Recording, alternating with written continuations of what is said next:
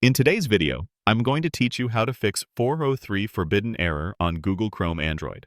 A 403 means the website's server received your request, but won't let you in. It's often caused by a temporary glitch, a bad link, old saved data, or missing sign-in. Start with a quick refresh. Tap the refresh icon in the address bar, or swipe down to reload the page. Brief connection hiccups or server blips can trigger the error, and a clean reload often clears it.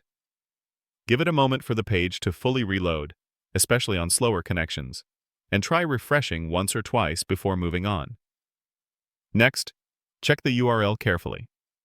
Even a small typo, an extra character, a missing slash, or the wrong ending like .com instead of .org can send you to a restricted page.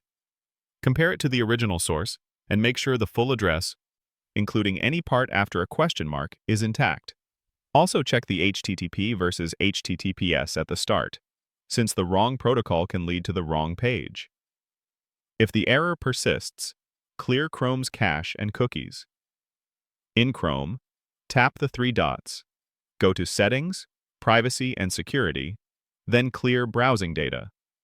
Select Cookies and Site Data, and Cached Images and Files, and confirm. For the time range, choose All Time for a thorough reset.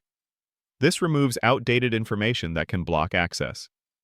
Keep in mind you'll be signed out of most sites and may need to log in again afterward.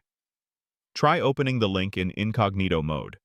Tap the three dots, choose New Incognito tab, and enter the same URL. Incognito ignores existing cookies and uses a fresh cache, so if the page loads here, stored data was likely the problem. Clearing data should then fix it in normal tabs too. If it fails in incognito as well, the issue is likely not your cache. If the site requires authentication, make sure you're signed in. Some content is limited to members or specific roles, and you'll see a 403 without the right permissions. Log in from the site's homepage, then retry the link. If you use multiple accounts, pick the one that has access and verify you're logged in to the correct profile. If none of these steps work, the restriction may be on the website side, and you might need to wait or contact their support.